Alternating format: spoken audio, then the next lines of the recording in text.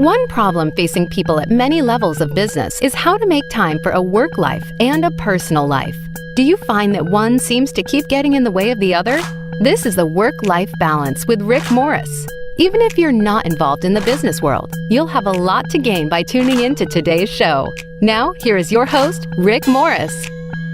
And welcome to another Friday edition of the Work-Life Balance. We're so excited to have everybody along with us today as we are going to be welcoming into the show one of our great friends. We've actually been friends almost 9 or 10 years now, which is weird that somebody would actually keep a relationship with me for that long. But so this gentleman's worked in project management for over 30 years at the CIA, where he's led the development of highly complex, top secret projects, programs, and systems, and where he led the development of their project management and systems engineering training and certification program to mature practices agency-wide.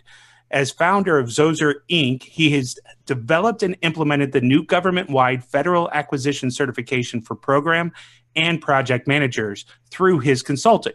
He's also helping organizations raise their level of project management performance. He's recently served as the chair of the PMI, or Project Management Institute Ethics Member Advisory Group, and he's a sought-after speaker, and he's been featured in PMI Today, PM Network, CIO Magazine, Information Week, Government Executive Magazine, and ProjectManagement.com.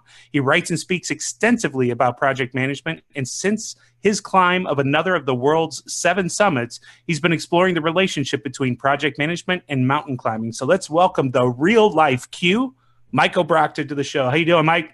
Well, thanks, Rick. I'm happy to be here. Appreciate the introduction.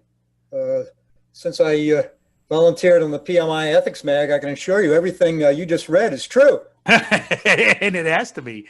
We actually, I want to introduce you as a side note because of your climbing the summits and stuff. We had a good friend of ours, Marie Conchikow, who's also done that. She's incredible. She's gone to the North Pole, South Pole, all raising money for underprivileged youth for their education.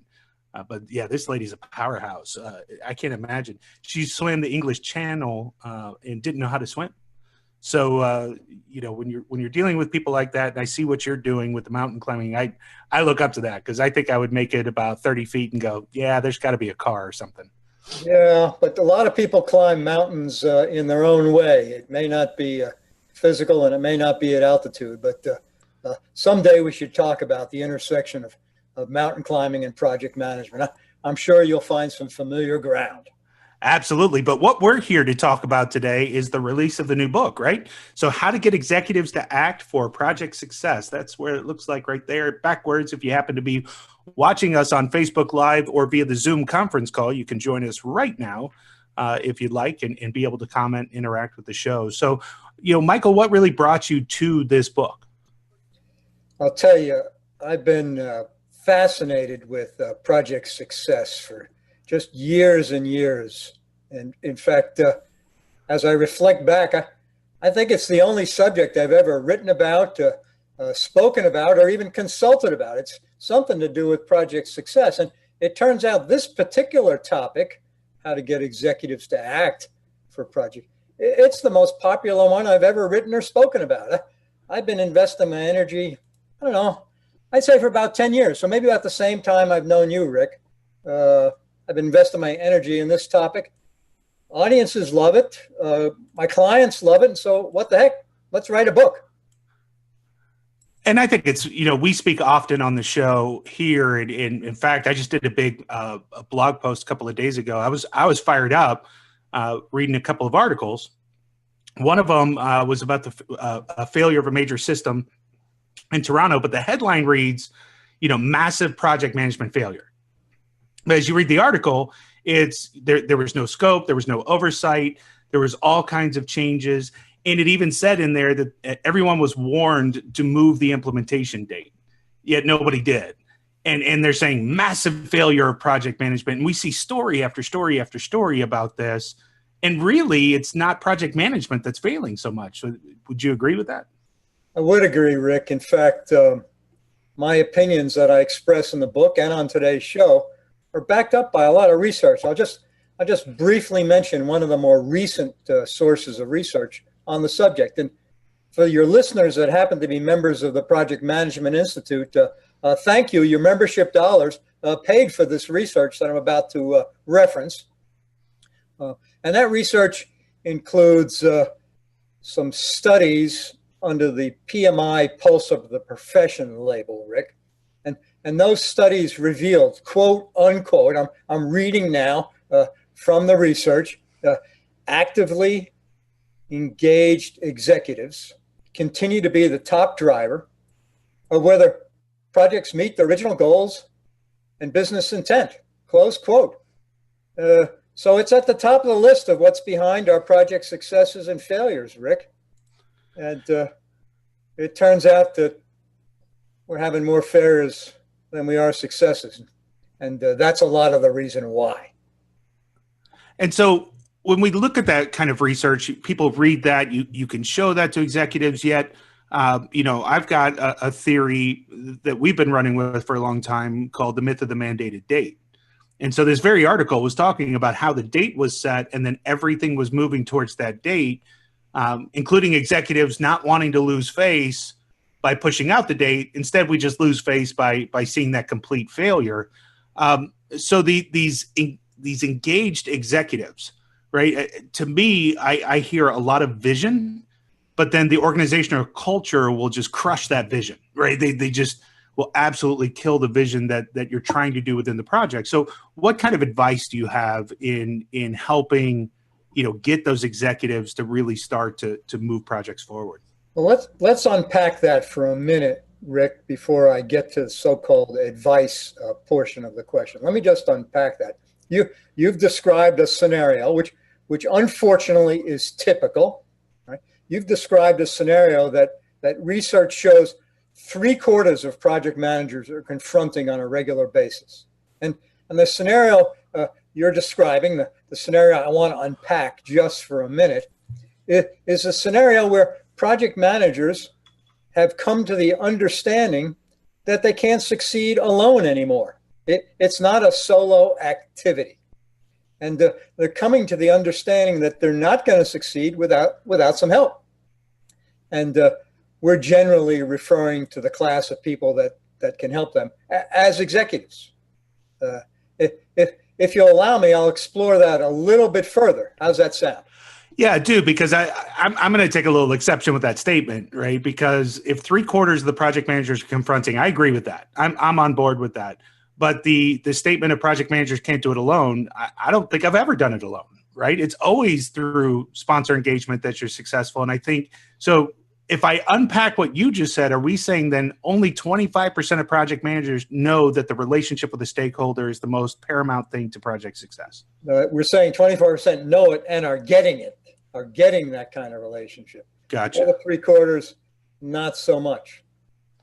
Now, I want to go back to your comment about, we've always known that you can't do it alone. Au contraire, Rick, project management history predates you and predates me. Allow me to give you and your listeners just a brief history lesson. All right. Bring it. I want to put your comment in context because it doesn't stand up on its own without a little context. All right. So let's look at the beginning of project management. And I mean the beginning of modern project management. And Rick, I'm going to call that the 1960s, right?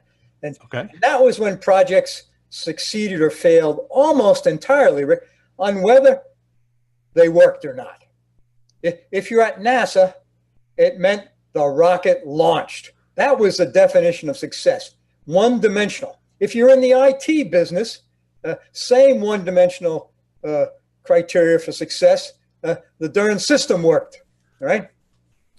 Well, time moved on, Rick, and those simple one-dimensional definitions, which many of us could meet by ourselves. It didn't take a whole big team of people to meet some of those one-dimensional, did it work or not definitions. I mean, at the CIA, if I was building audio bugs, right? These were simple, did it work or not projects. And we're not saying that you actually did do audio bugs, but just imagine if you did. Yeah, well, there was an if statement there.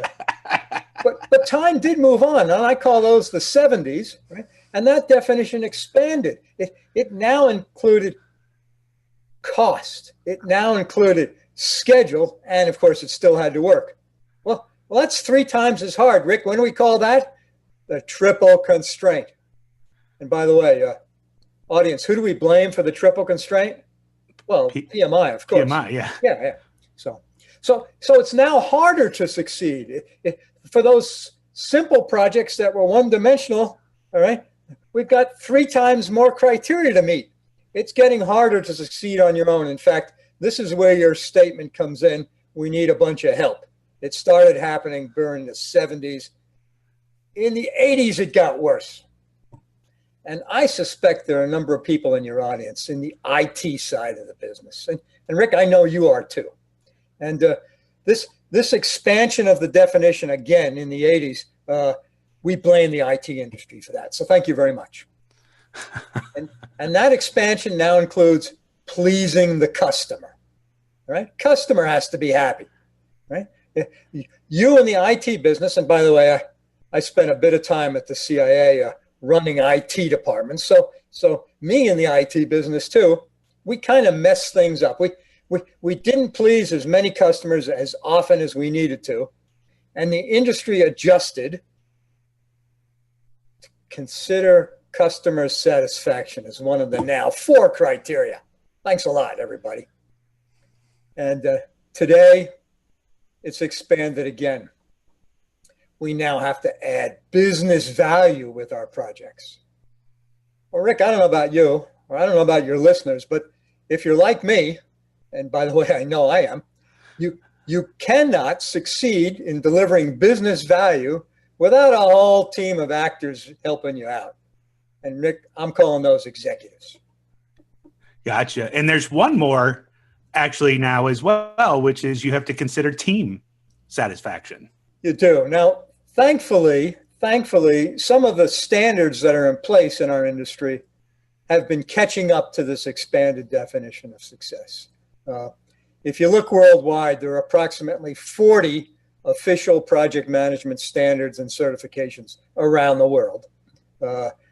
We have a decent one from the Project Management Institute, to be sure, but it's only one of about 40. But if you look at those standards around the world, most of them now are catching up with this expanded definition. And you know how they're doing it? They're piling more on the backs of the project managers. Of course. Thank you very much for that one. So we've got about a minute to break out. I'm going to take us to break, but I'll leave you with one of my favorite statements I do from stage, which is we were told, right? So I feel like I'm one of the modern project managers. I was brought up, started the industry really in '94, right? So we were past all of the customer get back of IT of the 80s, all that kind of stuff. And we were into what we were supposed to be calling partnership, right? If you look at the 90s to 2000, that was supposed to be partnership. In 2000, we lost trust. But in any case, I was told the greatest lie ever told, which is that you own the project, right? But I sit there and go, what do I own? Those aren't my resources. I can't write a check. There's no way, right? And I can't do anything to scope. So what do I really own if I believe the lie, which is I'm only there to be blamed for when the project goes wrong? And if you understand that, right, you understand that you can model all of your conversations and behavior back to the executives as you should. Perfectly said. And by the way, there's a term that we use in my side of the industry to describe what you've said, and that's whining. There's a lot of opportunities for whining under these circumstances. Well, as you can see, we're going to have a phenomenal time on this show. We're going to have more with Michael Obrochta right after we take this break. Now back to the work-life balance. And we are back to the work-life balance with the real life Q, Michael Obrochta. He's the author of How to Get Executives to Act for Project Success, Building a Strong Mutual Partnership. That's his latest book. And we were just going through history and all of that stuff about how project management evolved. So what is a project manager to do, right? How do you really come at this? Yeah. So let's recognize first that this is a change of condition. In other words, somebody moved the cheese for the project managers, right? And if we can recognize that first, then we can be motivated to do something about it. And the thing I advocate for project managers to do first when they recognize that there's a need is take ownership of the issue. I jokingly use the word whining before the break. And that's not the audience I'm addressing, Rick. I'm not addressing the whiners. I'm addressing the project management audience that recognizes that it's their responsibility if they want to shift the dynamic and actually get their executives to do whatever it is that's necessary for project success. So the audience I'm writing to and speaking to are the audience that actually want to take some initiative on their own, not to be victims. So step one, don't be a victim. Step up and take some initiative. And when you think about initiative, of course you're taking it for yourself. I mean, you want your project success rate to go up. Of course you do, because you realize your career depends on it, right? A few more failures and your career goes south. A few more successes and your career takes off. So absolutely act out of self-interest. Great. But the other initiative I want you to realize that you want to take is for the greater good of your organization, or at least the piece of the organization you work in. You really care about that piece, right? You'd really like all the projects to do better in that piece of the organization. So take ownership of that too, right? Broaden your scope of viewpoint. Look at your organization or your piece. Look at your project, of course. And now draw from your existing skill set. This is not your first dance. This is not your first project, all right? Draw from your existing skill set and start listing out the things you wished your executive would do. Come on now, you've been paying attention. In fact, you might have been frustrated from time to time about things that didn't get done. Now's the time to sit back and reflect. I find I've talked to thousands of project managers about this, many thousands actually. And I find the majority of them, if they take the time, they're going to find a few items, a few actions that they'd love to get their executives to take. Right? So first, own the problem. Next, let's reflect on the actions that you already know or can easily determine that you want your executive to take.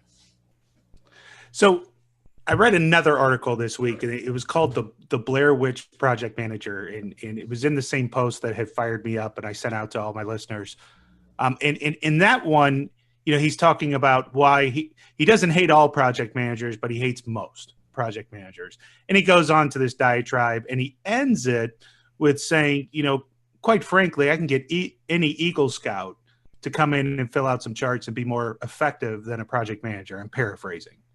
I can teach a monkey how to dance. And I was fired up reading this thing. I've in fact invited him to the show so we can debate that topic. But having said all of that, what I see in the industry more than anything is project managers going to get technical certifications, but do they really have the opportunity to practice what they call their soft skills? And so what would you say is the number one soft skill to formulate for a project manager? Yeah. I'm all for soft skills. In fact, I've done an about face on this. When I was young and arrogant, which we'll say was a while ago, at least the young part. When I was young and arrogant, I didn't think soft skills were worth spending time on. I'm an engineer at the CIA. What do I need soft skills for, right? Well, I've done a complete 180 on that. These successes we're talking about having these days, these successes that include business value, these successes that are going to require some executive help, boy, they're not going to happen without the soft skills, right? So when I talk to project managers and share the research with them on this subject, the first thing project managers raise their hand and say they wished would happen. The very first thing is they wish they could learn how to talk to executives. Well, that's a soft skill if there ever was one. And oh, by the way, when you interview executives and when you read the research on what executives wish for, all right, it turns out that they're wishing for almost the same thing. They're wishing for a dialogue with project managers, and we're not we're not meeting. All right. So that's the soft skill that's going to get us down the path. The PM recognizes they own the territory here. They're going to take initiative, all right, and they're going to act for themselves and the greater good of their organization, and they're going to start using a few soft skills with their executives. Start a little communication. Now that's easier said than done, and there are a lot of things that we need to communicate about with our executives, but that's the starting point. Yeah, I say that normally what we're looking for, and I think the number one skill or focus to really, like once you really start to mature as a project manager, is how to grow and exert your influence. And the executives that we're talking about, Rick, are pretty busy. In fact, when you read the research on them, they're super overworked, and surprisingly, they don't have as much control over their own resources as we might think. Right? So it benefits us as project managers when we're about to approach an executive and ask them to do something to help our project succeed. Right? It benefits us as project managers to consider their plight before we make the ask. Right? Right? This is for many, a Mars and Venus situation. We don't speak the same language. There's no reason we should be speaking the same language. Nothing's forced us to until now. So what I'm looking for project managers to do is when they start thinking about communicating with their executives, start communicating in the language that the executives get. Would you like a little quick CIA story on that one? Absolutely. We got about 3 minutes to break. You can get it in 3 minutes? I do a 3-minute story. There you go. I was mid-career at the CIA, and I got called into an executive's office. This gentleman was about 3 or 4 levels above where I was at the time. And unfortunately for me, this is not the first time I've been called into his office. So I knew the way it was going to go. Oh, Brocta, I want to tell you how you've screwed up again. Well, the screw up he wanted to tell me about was my request for a large sum of money for an important project. And my justification, Rick, and I'm not making this up as an engineer, my justification was I needed this large sum of money so I could increase antenna gain by 6 dB. Well, the executive's name was Pat, no last name, by the way, and said to me, "Oh, Brocta, don't ever come here again and talk to me like that. Go away," which I did. Well, of course, the problem was 6 dB was meaningless. That was engineering jargon. I was not communicating on his level. So I did go back. I did say, look, I know we're struggling with some of our agent operations in the tracking and locating business. I know we put a lot of lives at risk to track the whereabouts of agents overseas. This is before GPS. Right? So if you give me this amount of money, I will increase the antenna gains and, here's the business case, reduce the number of agents in the field for tracking and locating operations by 50%. I walked out of there with all the money I needed. There you go. Welcome to communicating with executives. Yep. I know what I needed, but I didn't communicate it effectively the first time around. And I see that so often. One of the things that we bring up all the time is when project managers come in and announce that the project is running late, right? So they come in, they go, "We're going to be late." And I'm waiting for, and here's 4 options as to what we can do about it, right? Here's the new date. Here's what we can, but so many of them just stop with, the project's in trouble. All right, let me know where you are with that. Tell me what's next. Where's the next level thinking that you're coming from? And that's where they mismatch with their executives all the time. All right, so we're going to take our final break, or not final break, where we've got our second break. We've got 2 more segments with Michael Obrachta. He'll be with us as soon as we come back from commercial. You're listening to the Work-Life Balance with Rick Warren. All right, and we're back for our third segment of the Work-Life Balance this week. We're with Michael Obrachta. He's the author of How to Get Executives to Act for Project Success. And Michael, before we went to break, we were talking about actions that project managers need to take with their executives. So do you have any more that you want to share with the audience? Yeah, let me just cherry pick another. as I mentioned earlier, when you get some semi-experienced or very experienced project managers in a room, which I've done, it's easy for them to list out the actions they'd love their executives to take. Give them a wish list and then come up with 12 or 20 actions. Dear executive, please take the actions from this list. If you do, our projects will be more successful and the world will be a better place, right? And so one of the actions I'll just mention, once we've learned to communicate with our executive, one of the actions I'll just mention is, hey, dear executive, I'm a pretty good project manager. Well, why don't we organize and manage our work around here as projects, right? Why don't we become a project-based organization? Now I understand, executive, that not all the work in our organization is project-based. That's great. We got some really important operational stuff. We got some important production stuff. But you know what? For the stuff that I'm talking about, why don't we sort of manage that as projects? And that's an easy thing to do if you actually assign a project manager and give him or her resources. If you actually give that project manager some authority to do their job. And so let's talk about that. Let's talk about creating a little space in our outfit where project managers can practice their craft, right? A simple ask, but you know what? It unlocks a whole lot of doors if we can do that. So dear executive, here's a list of 12 or 20 items. Organizing and managing work as projects is just one of the items on my list. And then I would explain, dear executive, if we would do that, we don't have to, but if we would, let me show you the stack of research on what will happen. Customer satisfaction will go up. Employee turnover rate will go down. My gosh, our ability to meet schedules and budgets will increase. We'll have less, so the goodness starts to come out. The studies will show, dear executive, if we do that, there's a lot of good things that are going to happen. So why don't we do that? And one of the things that we advocate quite a bit, so if you look at the C-level, right? So you have a CEO that is focused on the operations and really forward-facing, right? You have a CIO because IT is such a large spend. You have a CFO because you got to have somebody looking at the financials. And we're, really pushing for the day that it's common practice to have a CPO.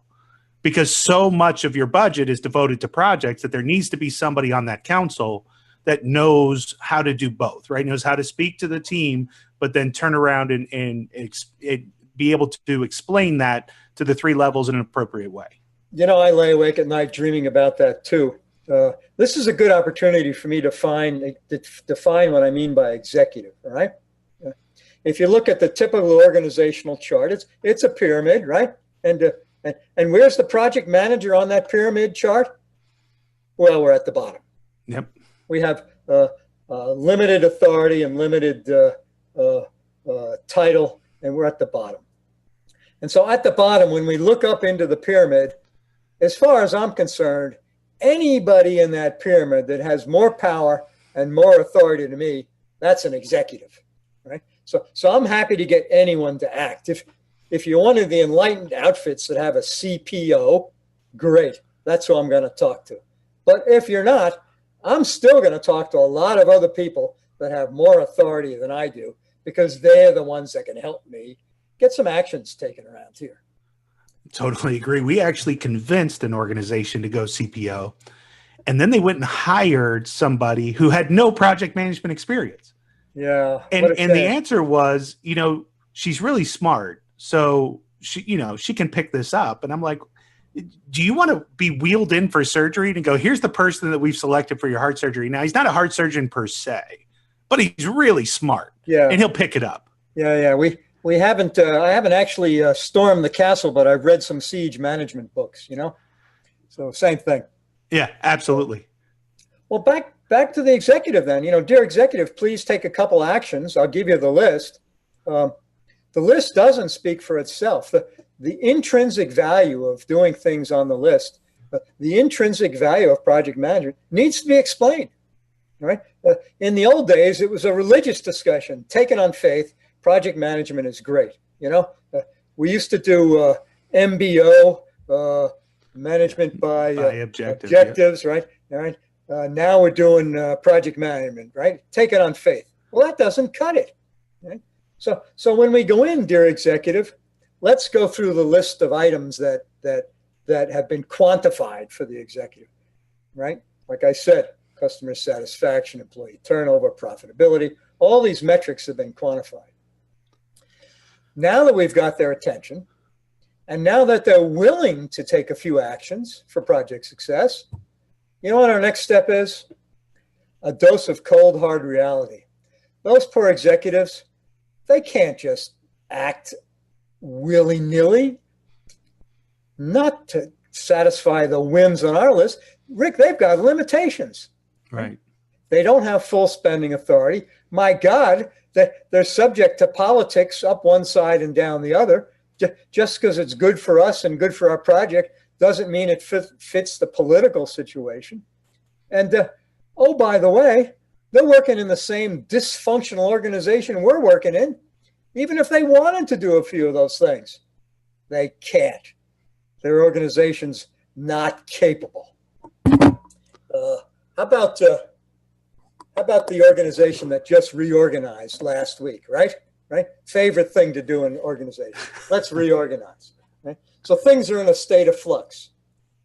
Well, the very last thing I should be doing this week is going into my executive and making a big ask. Are you serious? He hasn't dug out from last week's disaster. So change readiness level.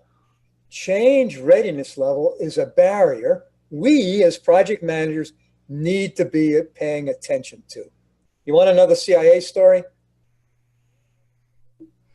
Absolutely. Yeah, that's an easy ask. So I'm about 3/4 of the way through my career at the CIA. I'm now in essentially what could be described as the chief project manager position. I'm now responsible for the project management throughout the CIA. Now, I can't tell you how many project managers work there, but I can tell you it's thousands.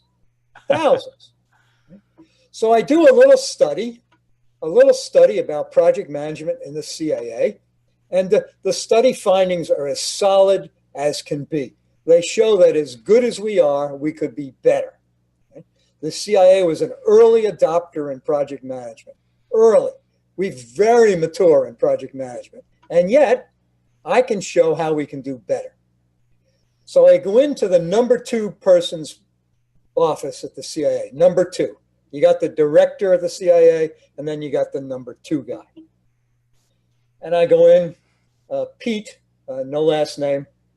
And Pete, here's the study. Here's what we can do. Pete goes, Mike, this is phenomenal. Phenomenal. I couldn't have asked for more. I agree with everything.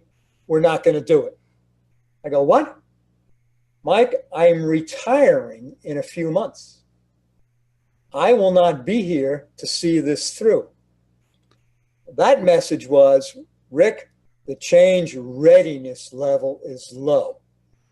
No matter how good the idea was, no matter how good the executive action was, the change readiness level was low. So I left.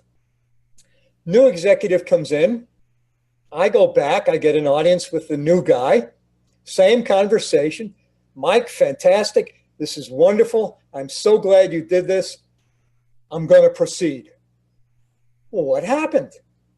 The new guy came in and wants to make a big first impression, and I just served that up to him on a silver platter. Right. The change readiness level was high.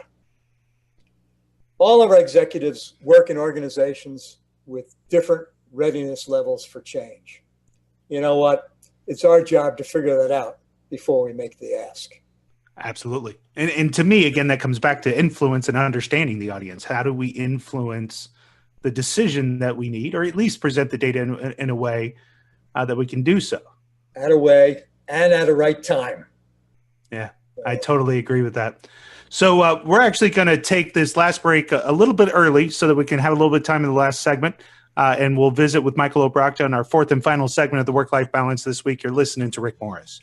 And welcome back to our final segment of the Work-Life Balance today. We're talking with Michael Obrogta. Michael, so we've been talking about all the issues and actions and that kind of stuff. What steps can project managers take to combat this? And the good news is there's several steps. And I introduced this subject by saying that this were for project managers that wanted to act not only for their own benefit, but for the benefit of the part of the organization they work in.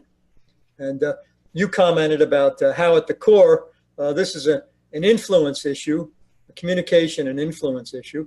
And the most effective project managers, the ones who can communicate the most effectively and speak in business terms, and the ones who can influence the most effectively, Rick, the step they need to take is to understand how to build and use power. Power. Now, admittedly, we're at the bottom of the pyramid. I got that. So we don't have a lot of positional authority, right? My name badge that says project manager doesn't get me so far. But there are a couple sources of power we do have. And oh, by the way, unless you're consciously developing those sources of power, you're losing them. There's no steady state. Either a project manager is building their sources of power and authority, or they're losing them. Now, I'll reference the most important and likely source of power that a project manager can build and can use. Think back to the 70s and the 80s, the most popular television series of all time, MASH. And on that series, there's a clerk, and the clerk's name is Radar. Yeah. And Radar knew stuff. In fact, he knew stuff before it even happened. And everyone on the show turned to Radar. Radar was the most powerful person on the show. Radar was an expert. And you know what? So are project managers. And so when project managers understand how to build and use power, right, they will focus on their expert source of power. And people will come to rely on him or her as an expert. And one of these days, they'll begin relying on that project manager for things beyond the scope of the project. And that's when you've built your power level to the degree necessary for an executive to really start paying attention to you. So one of the most effective steps, project manager, if you want to get your executive to act for your project success, build and use your power. So interestingly enough, this week I was accused of writing from a point of assuming the project managers had more power than they did. And it was interesting for me to reflect on that because I'm like, no, this is the power you build. This is the power you utilize and wield. Certainly it wasn't given to us from day one. We had to earn it.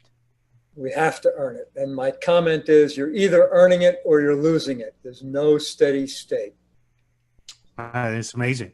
So one of the questions the audience always knows that I'm going to ask, but friends of ours, of yours and mine over the last 8 years, they know I'm going to ask this specific question. Since you worked in the CIA, can you tell us who killed Kennedy, man? Come on. Rick, I'm happy you've asked me that because there's never been an occasion when we've talked when you have not asked me that. And so I wanted to tell you I prepared this time to be asked that question. I'm going to turn around just for a moment. I don't know if your audience can see this. I'll hold it up.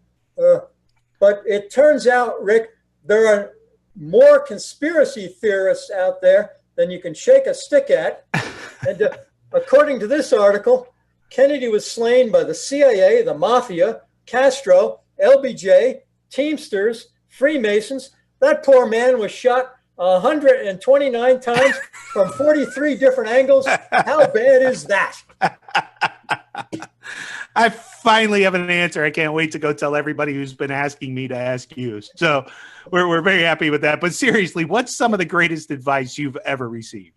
Yeah. So the advice I've received actually pertains to this subject, right? This subject was a how-to subject. I talked to your audience about how they can get their executives to act for project success. Well, the advice is to recognize that in order to succeed with this how-to subject, a little willpower goes a long way. These steps and actions, these are not overnight successes. So the advice is to recognize that you need to draw on a little bit of your willpower to stick to this for a period of time. It's not a short-term win. It's a long-term success. Yeah, one of the quotes I share is my quote is everybody has the want to succeed, but do they have the will? Yeah, project management's about applying common sense with uncommon discipline, and that's the willpower we're talking about here. Absolutely. So, Michael, how do people get in touch with you? How do they find you? Yeah, the easiest way is through my website, zozerinc.com, ZOZERINC.com. I'm also a big user of LinkedIn, and it would please me to no end to get a whole lot of LinkedIn communications and a whole lot of LinkedIn requests for connection. I throw that out to your audience and would really enjoy hearing from them in that venue. Absolutely. And I had a good joke there, but I was going to let that one fly. We'll let that one slide. You used it once. No, I had another one, but it was good.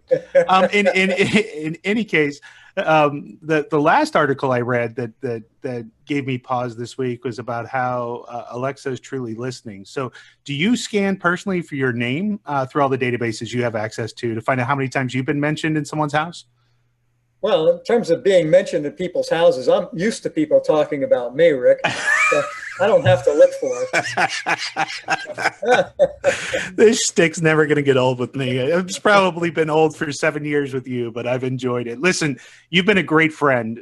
In fact, we're appearing together in Richmond, correct? Is it Richmond that we're going to be in? I believe we are. We've appeared on many stages together, and we enjoy spending time together. Your level and my level of humor are equally sophomoric, and so we have a good time. You throw Stenbeck in there, and it's just a party. But yeah, looking forward to seeing you in Richmond. Do you have other speaking engagements that are coming up? Yeah, I'm going to do a speaking engagement for the PMI Washington, D.C. chapter in January. That's a big chapter. I think it's the largest in the world. And I've got a couple others which I'll stick on my website if people want to follow me and perhaps show up at some of those engagements. So. Perfect. Any final thoughts to the audience? Yeah, I'll tell you, this subject about getting executives to act for project success, I've couched it as a project management subject, but I've learned, because I've talked to so many broader audiences, I've learned it also is resonating with a lot of non-project managers. So good for you. The behavior stuff I talk about in the book appears to apply more broadly. Good for you for picking up on that, audiences. Absolutely. And I mean, again, leadership, development, I want to say that the biggest arc in my career was when I started to focus on what didn't I do well, recognizing all of the faults, and there's many, we know, but all the faults, and then really starting a personal development journey beyond the technical skills of project management. Yeah, thank goodness you recognize that. And I suspect many, if not most, in your audience are doing that, because why else would they have tuned in? Absolutely. So again, Michael, thank you so much for joining us. We look forward to having you again. This is your second or third time on the show already. Yeah, Rick, you're a fun interviewer. You do your homework and you draw out the best, or at least some of the best of what I could offer.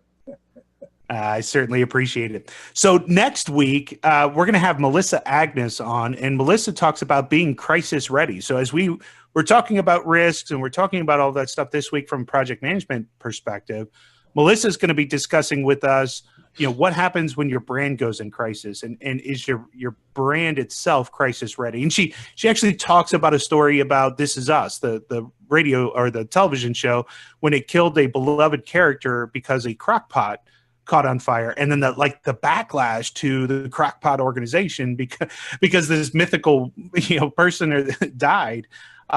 They had this huge crisis on their hands to talk about how that was impossible and that was just a storyline. But everybody started going, "Wow, maybe my crockpot can catch on fire. Maybe it's going to do that." It's so be crisis ready, and she has a great speech about that. So we're going to be interviewing Melissa coming up, and we've got fantastic guests all the way through June. In fact, we just booked James Harrington, who runs the Ugandan Water Project.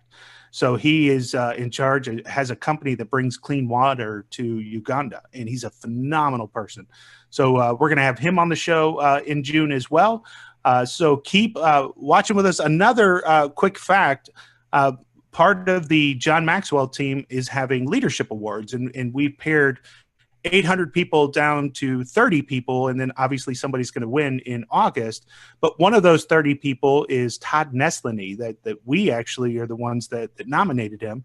And you guys have heard Todd Neslany on the show a couple of times, an incredible educator doing fantastic work. So we just wanted to say a quick congratulations to Todd, and we're rooting for you in that top 30. So that's all we've got time for this week of the Work-Life Balance. We're going to be talking to you guys again next week, same time, same channel, everything, right? Facebook Live, Zoom, podcast, and of course, the Voice America Business Network. So thank you so much. We'll talk to you next Friday. Thank you for joining us this week. The Work-Life Balance with Rick Morris can be heard live every Friday at 2 p.m. Pacific Time and 5 p.m. Eastern Time on the Voice America Business Channel. Now that the weekend is here, it's time to rethink your priorities and enjoy it. We'll see you on our next show.